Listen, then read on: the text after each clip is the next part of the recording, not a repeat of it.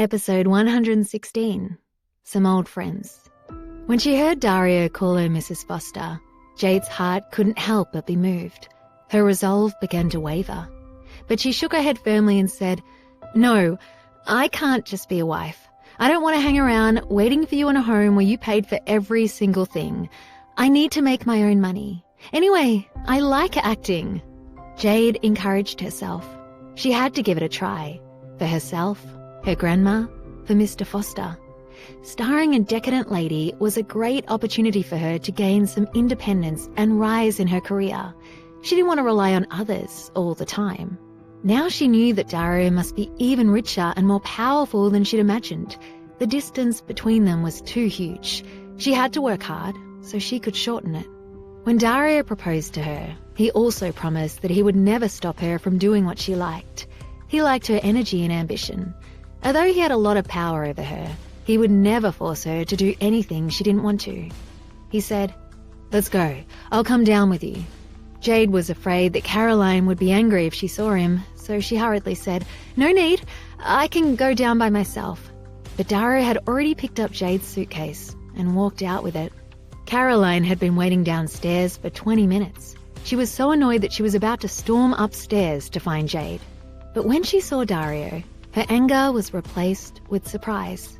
She couldn't believe the cold man she remembered was holding a woman's hand so sweetly, with such gentleness in his expression.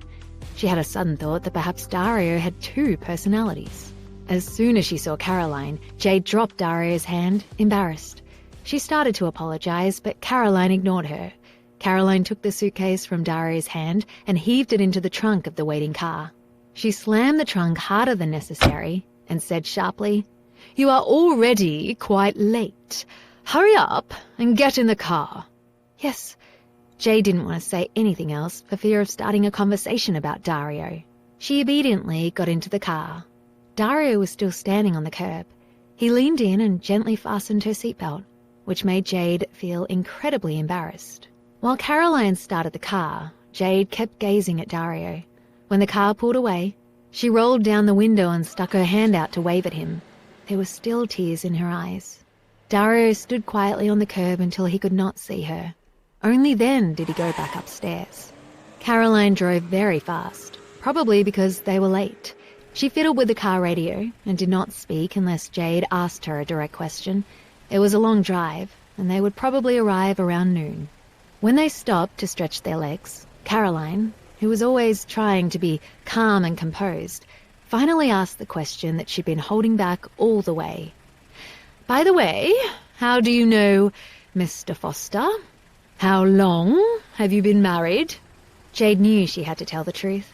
Caroline didn't have any villainous plans, and anyway, she was Jade's manager. She needed to know some details of Jade's life to do her job well. "Actually, we haven't been married long, less than 2 weeks. We met at a bar," Jade said carefully. As for how exactly they met, it was too embarrassing. She wasn't going to tell anyone, even if they beat her to death. Jade couldn't quite believe that she and Dario had only been together for 12 days. Their time together was so sweet and so full of potential that it felt more as if each day were a month.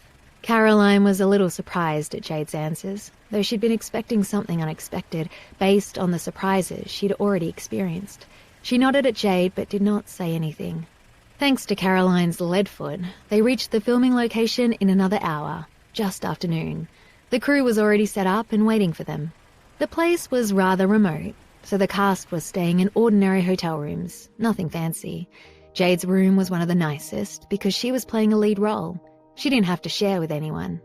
Because of how eventful things had been recently, Jade hadn't paid any attention to this project.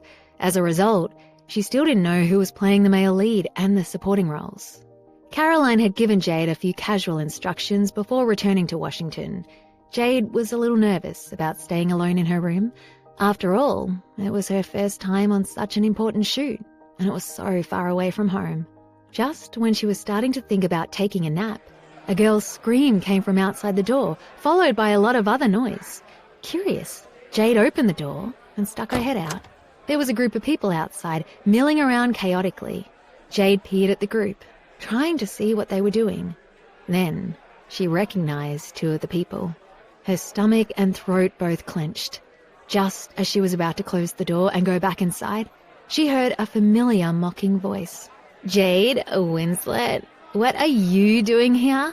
The girl who spoke was Ashley. The one behind her was Taylor. They were the classmates who locked her in the dorm and almost made her miss her audition. Running into them here was a terrible surprise. Caroline had said that the male lead was staying the room across from her.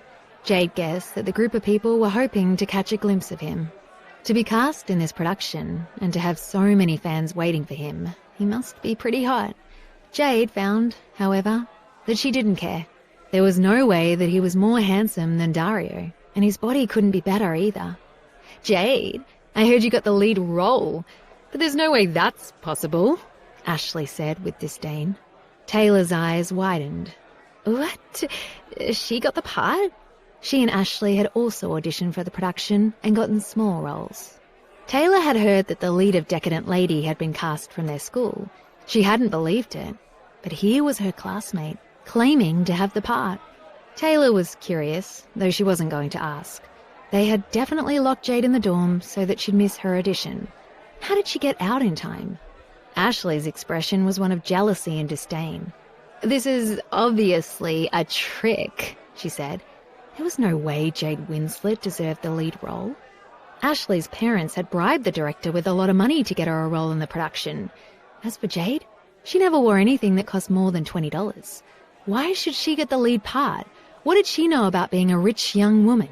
She, Ashley Cordero, was a much more decadent lady than Jade Winslet could ever be. That lead part should be hers.